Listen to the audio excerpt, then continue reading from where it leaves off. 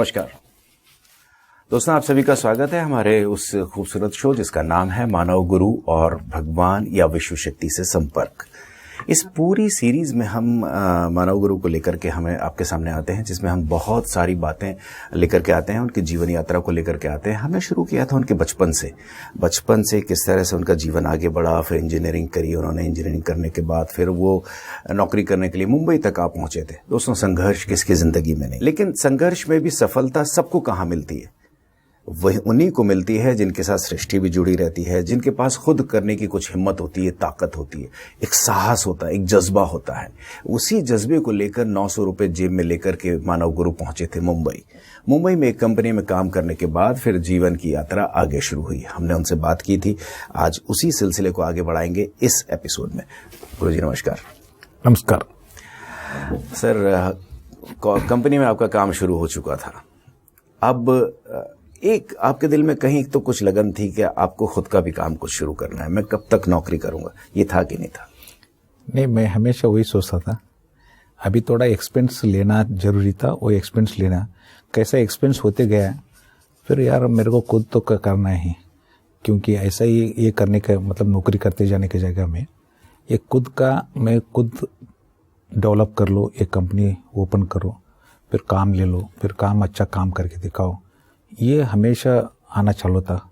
थोड़ा एक आध साल एक एक्सपीरियंस होने के बाद, पहले उतना एकदम कॉन्फिडेंट नहीं था जी। अभी हमारा कैसा चलेगा क्या चलेगा ऐसा बोल के एक साल मतलब मैं अच्छी तरह से काम करके दिखाया। इवन ओनर भी बहुत सेटिस्फाइड था जी। मतलब मैं इंचार्ज भी बन गया था, हर चीज़ को मेरे को मालूम पड़ते गया। इन द सेंस अच्छा एक्सपीरियंस मिला। बाद में मेरा मन ये बोलना चालू था, नेक्स्ट ये पूरा प्रोजेक्ट कंप्लीट करने के बाद मैं खुद का चालू करूँ। लेकिन कितनी बड़ी समस्या सामने दिख रही होगी आपके सामने कि आपको खुद का काम शुरू करना था, लेकिन पैसे उस जिसके लिए पैसे की सबसे ज्यादा जरूरत होती है खुद का काम शुरू करने के लिए, उसको कैसे हल किया? हाँ, लेकिन ये आप हमेशा कुछ तो शक्ति है ना पीछे सपोर्ट रहता बोल के। उसी वक्त क्या हुआ, हमारा जो बिल्डिंग में एक टाइल्स का शाबाद टाइल्स है, कर्नाटक में मिलता है, उसका टाइल्स का बहुत बड़ा रिक्वायरमेंट था। उस टाइम रिक्वायरमेंट था, तो जब भी हमारी कंपनी में मेरा एक मतलब हमारा ये बिल्डिंग का बाजू में जो काम चालू था, वो लोगों को बात करके फिर वो टाइल्स का सप्लाई रखा था। मैं एक बार सोचा, उसको ओनर से भी बात किया, सर मेरा रिलेटिव का एक क्वारी है, फिर शाबाद सप्लाई मतलब टाइल्स का ना मैं उससे मंगा के मैं सप्लाई कर सकता हूँ जी। उन्होंने बोला यार उसको जो देने की जगह में आपको ही दे देंगे ना, उसमें क्या है, आप कर लो। मैं मेरा काम के साथ है ना, वो मेरा कजिन को बोला, मतलब कजिन से डिस्कस करके, मेरा एक रिलेटिव क्या था उसको साथ डिस्कस करके मेरे को इतना क्वांटिटी का ज़रूरत है बोल के एक सप्लाई चालू किया कंपनी में। मतलब मेरा काम के साथ उन्होंने, ओनर भी बोला, ओनर का परमिशन लेके ओनर ने बोला ठीक है आप ये कर लो। सर, सप्लाई के लिए भी पैसा तो स्टार्टिंग में कुछ शुरू में तो लगा होगा? उसी वक्त का पैसा का ज़रूरत था, लेकिन आप यकीन नहीं करेंगे 10-10 हज़ार रुपये। क्यों? उस टाइम पैसा की क्या जरूरत पड़ता था, मेरा रिलेटिव का था, लेकिन ट्रांसपोर्ट का जो पैसा देना पड़ता था, ट्रांसपोर्ट का तो इमीडिएट कैश देना पड़ता था, वो माल लेके आया तो उसमें 6,000, 8,000, 10,000 का उस टाइम जो देना रहता। तो फिर मैंने उसी वक्त मेरा पास जो काम करता था कॉन्ट्रैक्टर ने, उसको मैंने पूछा था, नहीं सर मेरा पास तो उतना पैसा नहीं, लेकिन आपको इंटरेस्ट दिला सकता है। ठीक है, क्या इंटरेस्ट है? 10%। 10,000 रुपये का। कौन सी ईयर की बात कर रहे हैं आप? मैं अराउंड 91-92 में 10% इंटरेस्ट। 10% से मैंने लेके मतलब 10,000 में महीने में 1,000 रुपये उसको देना है। लेकिन मेरा डेयरिंग ऐसा था, चलो यार वो तो मेरे को पैसा का बहुत ज़रूरत है, नहीं तो मैं सप्लाई मेरा बंद हो जाएगा।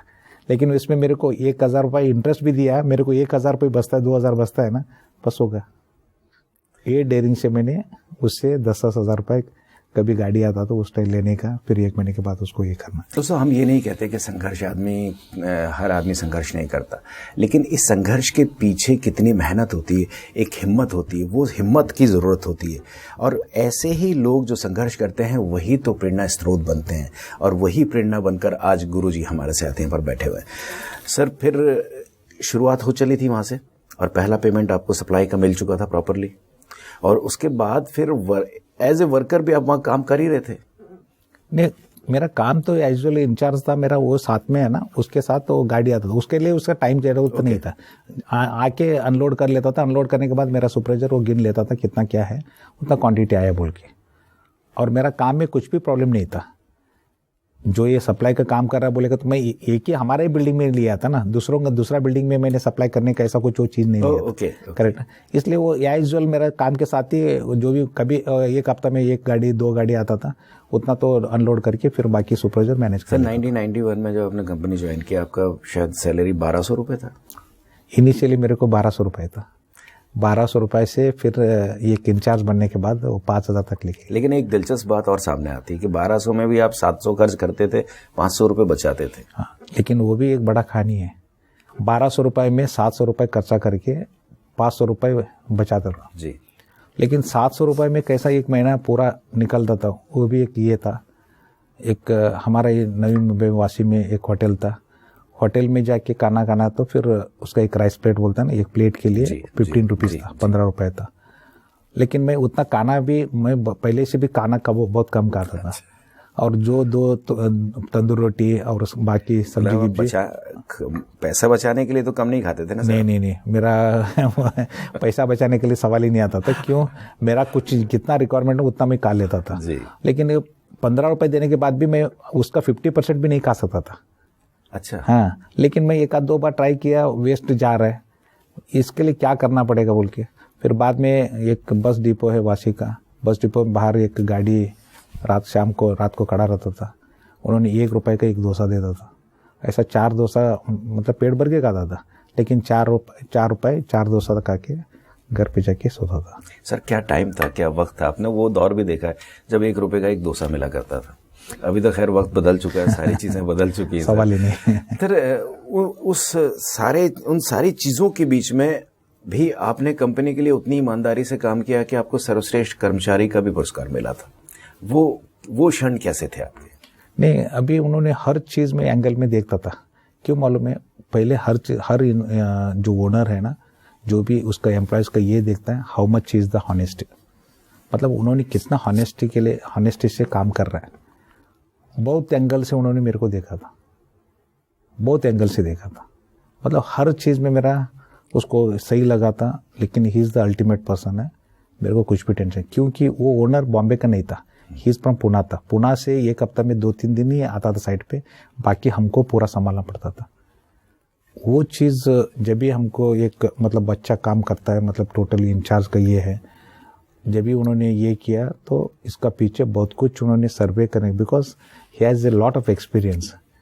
हमारा जैसा लोगों को पूरा इंचार्ज देख के देखना है, मतलब पूरा प्रोजेक्ट देना है बोलेगा, वो इधर हर दिन नहीं रहता था। ये हर चीज़ को उन्होंने देख के आपका काम देखा होगा, डेडिकेशन देखा होगा, क्योंकि आपका कंपनी के प्रति जो जिम्मेदारी थी उसको निभा रहे थे आप। उसके बाद फिर आपका जो सप्लाई का काम था, उसका ट्रांसपोर्टिंग है, फिर उसका काउंटिंग है, फिर उसका बिलिंग है, ये सब, ये तो 24/7 वाला काम हो गया था। नहीं, मतलब इसलिए मैं बोलता ना भाई, पहले तो 6 मंथ्स तो हम लोग 1 बजे 2 बजे जाके सोता था, फिर सुबह 8:30-9 बजे तक ऑफिस साइड पे आ जाता था। करेक्ट। मतलब उतना ही टाइम है ना, हमको उतना रेस्ट मिलता था। उससे ज़्यादा मतलब 7-8 घंटा भी नहीं मिलता था मेरे को, 6-7 घंटा ऐसा हमने मेहनत करते गया। क्योंकि एक मेरा मन में ये था, मेरे को बहुत कुछ सीखना है। एक बार मतलब एक अच्छा एक्सपीरियंस मिला तो फिर आगे जाके एक कॉन्फिडेंस से मैं कुछ खुद का कर सकूं। यही इस हिसाब से मैंने कौन सा भी देखा नहीं, मेरे को कितना मिल रहा है मैं वो हिसाब से काम करूं, ऐसा कुछ भी ये नहीं था।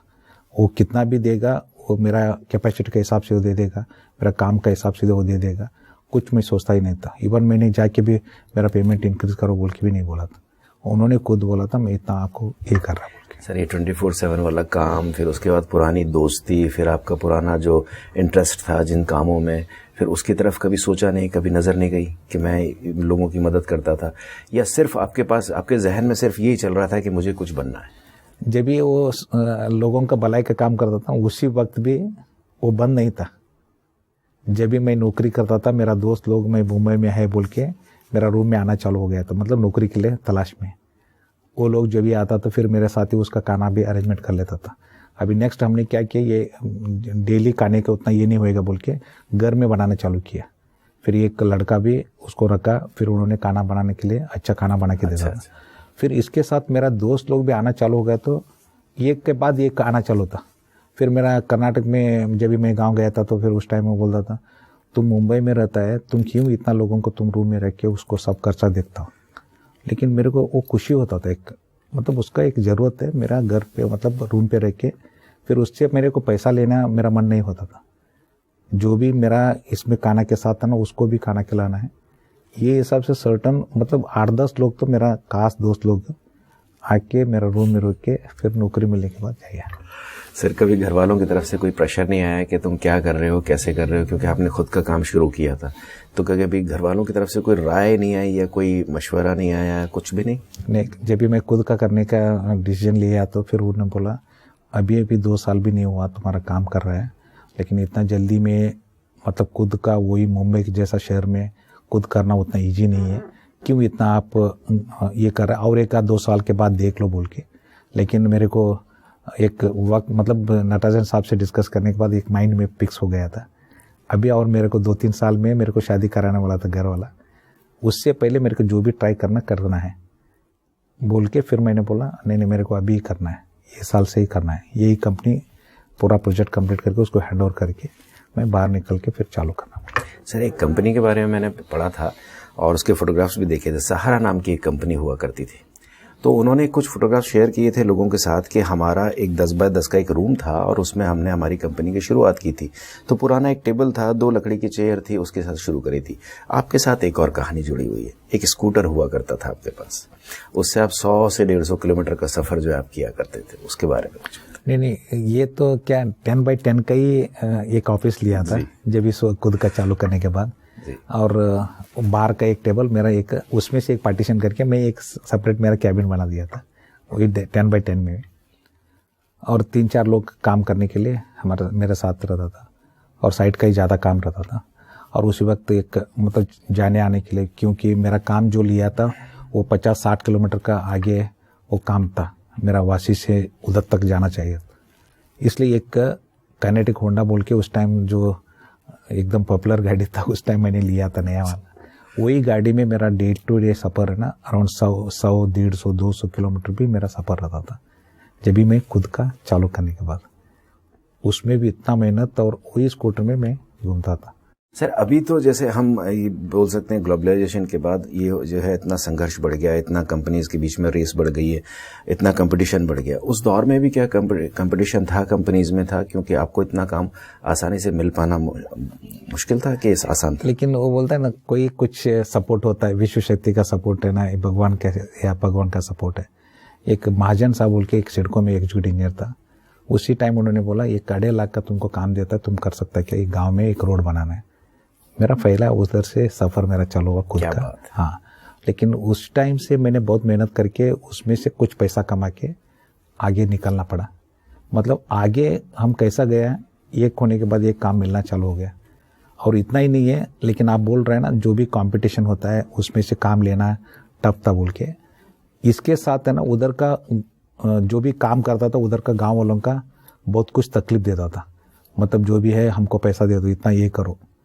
और ऐसा सिचुएशन में भी मैं बहुत डेयरिंग से बोलेगा तो सब सपोर्ट मिलते गया मेरे को। और मेरा एक अंकल था, वॉज ACP था मुंबई में, उसका एक खास दोस्त, मतलब एकदम खास इन द सेंस एकदम क्लोज दोस्त था, उन्होंने टाना का पुलिस कमिश्नर था, बसवराज आकाश साहब बोल के। फिर जो भी न्यू बॉम्बे और मेरा जो काम चालू है पूरा उसका अंडर में आता था। फिर उसका इंट्रोड्यूस हुआ। बाद में पहली मुलाकात में उन्होंने बोला नहीं वो लड़का मेरे को बहुत अच्छा लगा, उन्होंने उसके साथ मतलब मेरे अंकल के सामने बोला। फिर मैं एवरी मंथ और 2 मंथ्स में कमिश्नर का ऑफिस में जाता था, फिर मैं वेट करके 1-8 घंटा बैठा रहता था। बाद में बोला यार इतना पहचान होने के बाद क्यों लेट करता है, लेकिन उसका चाय पीने का टाइम आता था, उस टाइम मेरे को अंदर बुला देता था। फिर हमेशा मेरे साथ चाय पी के कुछ बात करके, मेरा थोड़ा तकलीफ है बोला तो इमीडिएट उधर का पुलिस स्टेशन में, कंसर्निंग साइट को पुलिस स्टेशन में, चंद्रशेखर है मेरा कास्ट का है लड़का, उसको कौन सा भी तकलीफ नहीं होना चाहिए। मतलब ये भी मेरे को अच्छा सपोर्ट मिला बोल के उधर हम लोग आगे बढ़ने का मिला है। नहीं तो उतना ईजी नहीं था, गाँव वालों का तकलीफ ऐसा था, बहुत कुछ कॉन्ट्रैक्टर आधा छोड़ के गया था, लेकिन मेरे को एक पुलिस सपोर्ट भी था बोल के एक कमिश्नर का सपोर्ट था बोल के हम आगे बढ़ने के लिए। सर, क्या आप मानते हैं कि लोगों की भलाई आप करते चले जाएं तो एक विश्व शक्ति आपके साथ हमेशा खड़ी रहती है? नहीं, ये मेरा लाइफ का एक्सपीरियंस है। क्यों, मैं जब भी बच्चा था, मेरा ग्रैंडफादर और फादर मेरा घर में जो भी हर दिन मतलब हर वीक में एक बाजार होता है ना, बाजार होता है तो फिर हमारा कोई कितना रिलेटिव है, रिलेटिव का रिलेटिव फ्रेंड्स है, वो लोग ऐसा 100 से 150 लोग है ना हमारे घर में। मतलब हमारा घर बहुत बड़ा है बोल के आपको बता दिया था, 24 रूम्स का घर है बोल के। वो बड़ा घर में 100-150 लोग खाना खाता था उसने। हाँ, जो भी कोई भी आएगा उसका खाना का अरेंजमेंट उधर रहता था, लेकिन मैं आंखों से देखता था। और हम लोगों का मतलब उसका जो भी ये ऐसा कर रहा था तो ऐसा ही आगे वो लोग बहुत प्रोग्रेस हुआ था। मैं भी जो भी मैंने लोगों का भलाई का काम करते गया, वो हिसाब से मेरे को हर चीज़ में सपोर्ट मिला।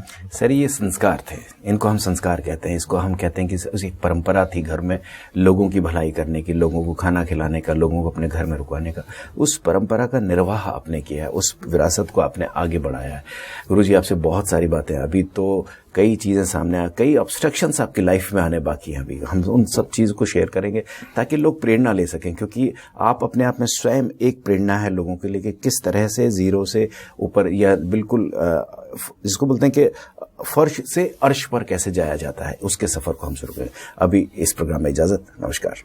नमस्कार। दोस्तों, अभी तो सफ़र चल रहा है, अभी तो बहुत सारी चीज़ें सामने आने बाकी है, लेकिन एक बात आप ध्यान में रखिएगा कि यही वो लोग होते हैं जो मिसाल बनते हैं, यही वो लोग होते हैं जो प्रेरणा स्रोत बनते हैं, यही वो लोग होते हैं जो ज़माने में लोगों को प्रेरित करते हैं कि किस तरह से संघर्ष किया जाता है, किस तरह से सफलता प्राप्त की जाती है। अभी बहुत कुछ जानना बाकी है, हमारे साथ बने रहिएगा। हमारी सीरीज़ मानव गुरु और भगवान या विश्व शक्ति के साथ संपर्क। अभी इजाज़त दीजिए। नमस्कार।